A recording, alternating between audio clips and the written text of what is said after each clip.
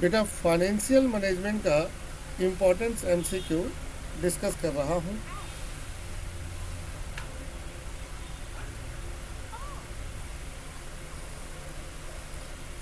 Turnover of fix capital. Fix capital का turnover short term के लिए होता है, जीरो या लॉन्ग, तो बेटा लॉन्ग टर्म के लिए होता है। विच of the following is a decision regarding the purchase of new plant. जब एक नया प्लांट हम लोग खरीदते हैं तो उसके लिए कौन सा डिसीजन लिया जाता है, तो investment decision. Which of the following is the easily available the source of corporate finance. Return earning, very good. Return earning internal source of finance है। रिटर्न अर्निंग किसे कहते हैं, कंपनी डिविडेंड देने के बाद जो प्रॉफिट अपने पास रखती है उसे कहते हैं रिटर्न अर्निंग। ये कंपनी का अपना ही होता है, बाहर वाले से हाथ फैलाना नहीं पड़ता है। कंपनी को लगता है पैसा इन्वेस्ट करना है तो वो अपने प्रॉफिट बचा कर जो रखे हैं उससे वो इन्वेस्ट कर देते हैं। कैपिटल बजटिंग डिसीजन जो है वो क्या होती है, वो लॉन्ग टर्म डिसीजन होती है, वो फिक्स एसेट के ऊपर लिया जाता है। Capital budgeting long term decision होता है जिसमें कंपनी डिसाइड करता है कौन सा फिक्स एसेट खरीदा जाए और कौन सा नहीं खरीदा जाए।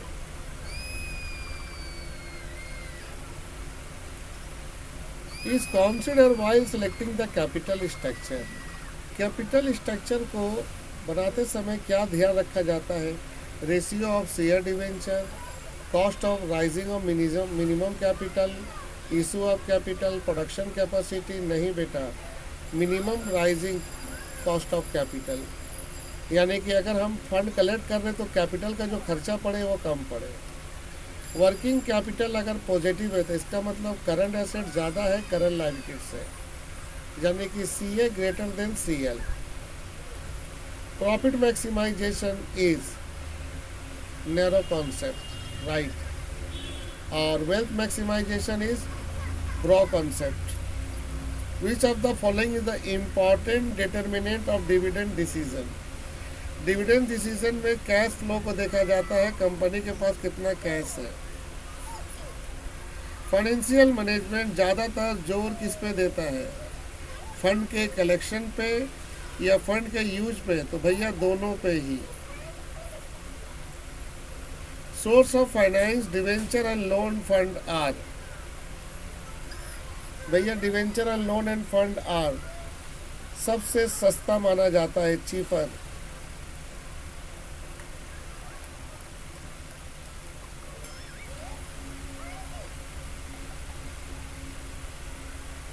EBIT stand for earning before interest and tax. Earning before interest and tax.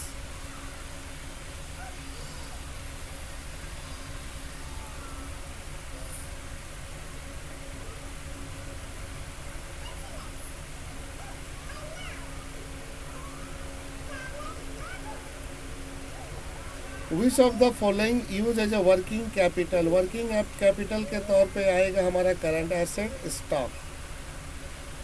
Source less cost finance. Cost सबसे कम खर्चा किस पे पड़ता है, रिटेन अर्निंग। इसमें खर्चा ही कम पड़ता है क्योंकि इसमें खर्चा देखा जाए तो जीरो होता है। हाई डेप्ट इक्विटी रेशियो का मतलब है रिस्क ज़्यादा है तो हाई फाइनेंशियल रिस्क होगा बेटा, high financial risk. What factor does not affect the dividend decision? Dividend decision को कौन इफेक्ट नहीं डालता है, रिस्क। इंटेंजिबल फिक्स एसेट कौन है, पेटेंट राइट।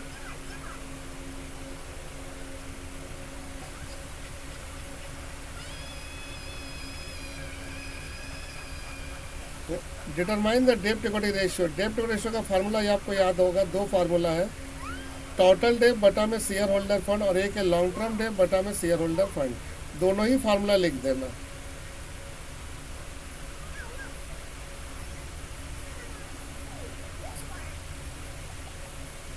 फाइनेंशियल लीवरेज किसे कहते हैं, इंपॉर्टेंस है।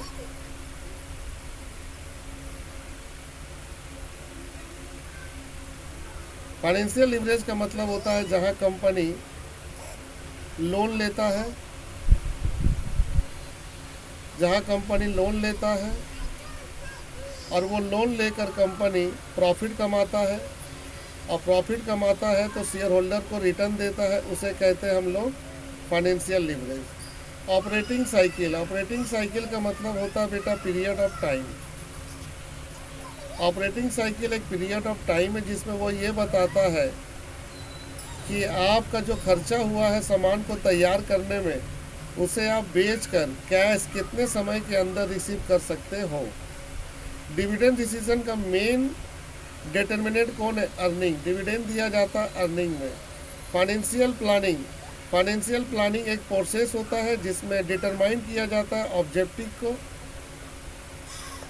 पॉलिसी, प्रोसीड्यूर, प्रोग्राम और बजट। ये सभी चीज़ें प्लानिंग का सबसे इम्पॉर्टेंट डिटर्मिनेंट होता है, जिसके जरिए वो फाइनेंशियल एक्टिविटीज़ जो ऑर्गेनाइजेशन का, उस पर कंट्रोल करता है। वर्किंग कैपिटल किसको बोलते हैं? शॉर्ट टर्म एसेट में आप इन्वेस्टमेंट करोगे तो उसको आप कहोगे working capital.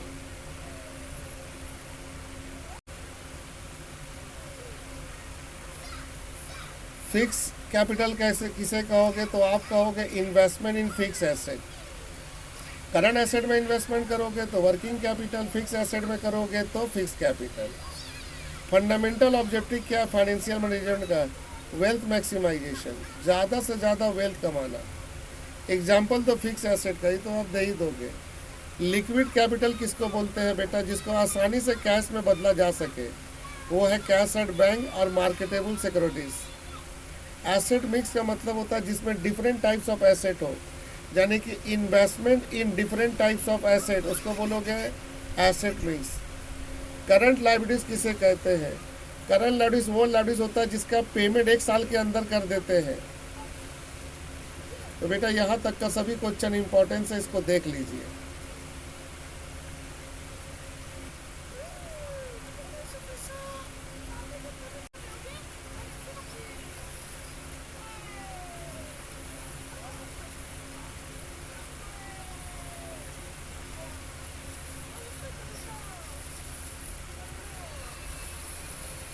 What is marketing?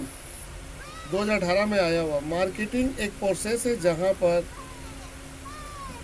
पर गुड्स और सर्विस एक्सचेंज की जाती है। Factor determine the price of product. Price of product को क्या क्या डिटरमाइन करता है? एक प्राइस की ऑब्जेक्टिव्स और दूसरा है कॉस्ट ऑफ प्रोडक्ट।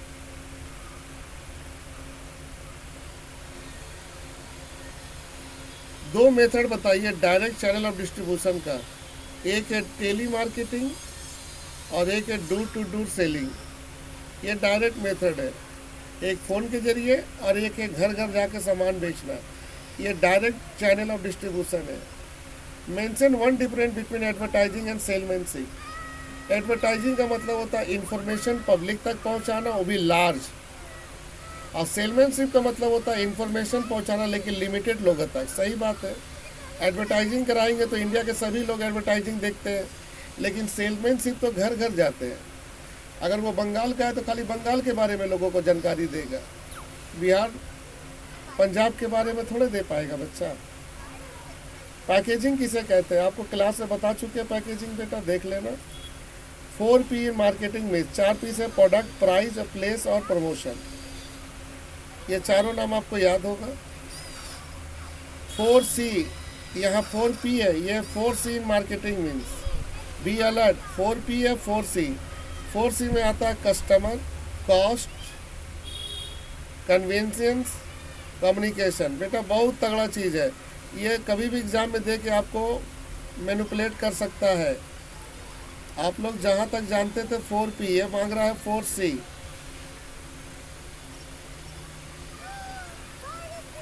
तो 4C में आता है कस्टमर, कॉस्ट, कन्वीनियंस और कम्युनिकेशन।